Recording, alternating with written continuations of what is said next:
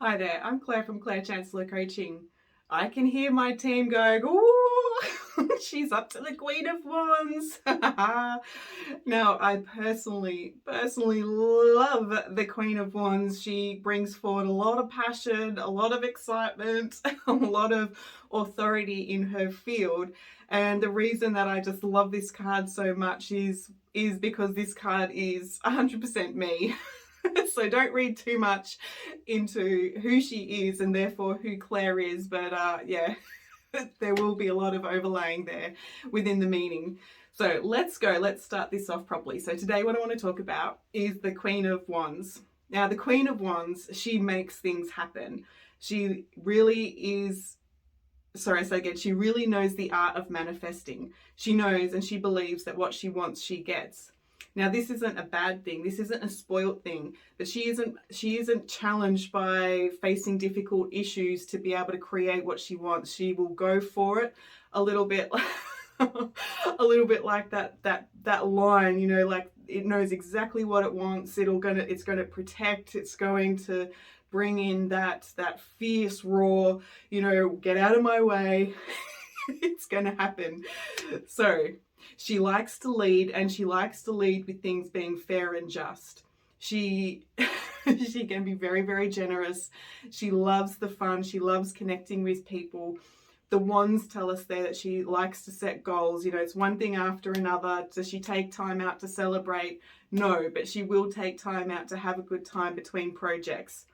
This particular card represents somebody with that inner strength and that determination to create exactly what they want. Now, let's go into the symbology of this card. There's so many quirky little things that are hidden in here. When we see the sunflower there, the sunflower is always going to beam up towards the sun. It will take in what it needs. It will blossom and it will bloom and it will just radiate out that happiness. There's something really magical about just the flower just being completely open and the excitement and the radiant, the energy that they emit. The little black cat. The little black cat is telling us that this particular queen, she knows how to get in touch with her shadow self. She knows how to challenge her ego, and she knows, you know, how to connect into that spiritual mysticism, the connection of who she is, be it this lifetime or in a past life. She can tap into all of that energy. The pyramids in the background emphasize that even more, that she has that power within her soul connection. She has access to that authority in past lives and knows, you know, how to tap into the world, into other worlds and wisdom. She has an ability within her energy to be a phenomenal healer, and so she can connect into her guidance, her spirit guides, her higher self really quickly. Now that white cape means that she does have that pure intention. She's energized by ideas. She's energized to be able to share that inspiration, those new beginnings for other people. The blue sky, of course, is like, yeah, we've experienced changes for the better. The storm is over. Here we are, the bright sunny day. Now, with the kind of throne that she's sitting on, she's aware of the spirit world, and yet she's got that concrete foundation. She knows how to ground herself, how to bring that energy in, and how to immerse it into the Mother Earth, as well as just being able to ground herself to the other way around, right? Because she's here in a human experience. She needs to stay grounded. In a relationship reading, the Queen of Wands represents a woman who really enjoys or not necessarily a woman, but there's somebody here who really enjoys pursuing their partner. They want to be quirky, they want to be playful, they're happy to bring in a little bit of mischief just to stir the pot and just to get people laughing outside of their rigid four walls. She's somebody here who's who in a relationship, she needs to know that her partner's there, but at the same time, she needs a lot of freedom to explore, freedom to be creative, and she's also going to need that validation. So it's like, give me what I want, give me the validation, tell me I can do it, and then, okay, leave me alone, I'm going to go do it. So interesting dynamic there. But when we reflect on who her king is, like, he's much the same. Okay, give me the validation. I'm going to play hard, work hard, you know, come join me for the fun, all of that. There's a lot of charisma that's going on. Now, the Queen of Wands, again, being a Wands card, there's that passion, there's that fire.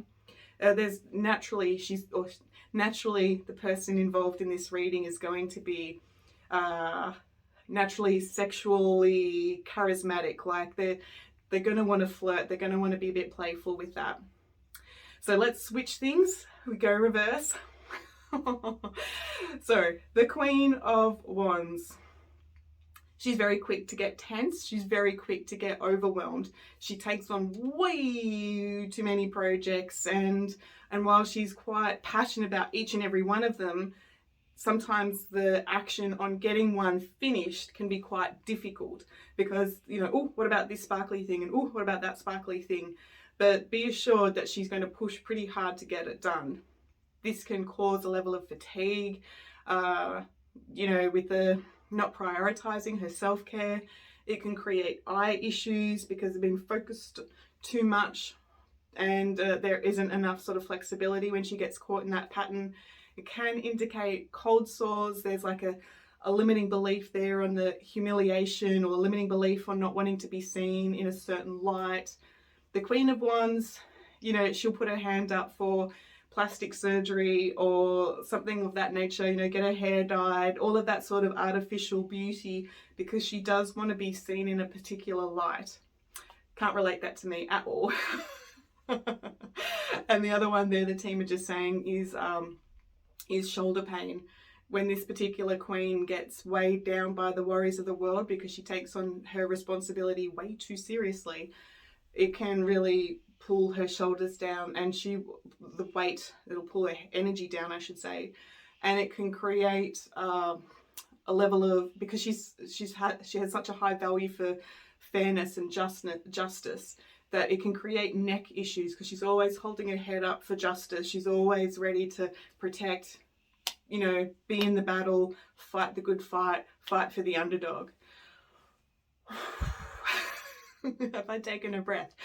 So if this card comes up in a reading, you're in front of somebody who is a great teacher, a great leader, an entrepreneur, somebody who's willing to take a risk, who's willing to be determined to make things happen, to see the best in people, to be generous. And so overall, the spirit world, when this card comes up, is to acknowledge that strength, and is to remind that person to connect back into the spirit world, to connect back into their purpose, so that they can be aligned to what they're supposed to be doing instead of all of the other projects that they want to be doing. So the Queen of Wands, she's lots of fun, right? And I will talk to you later.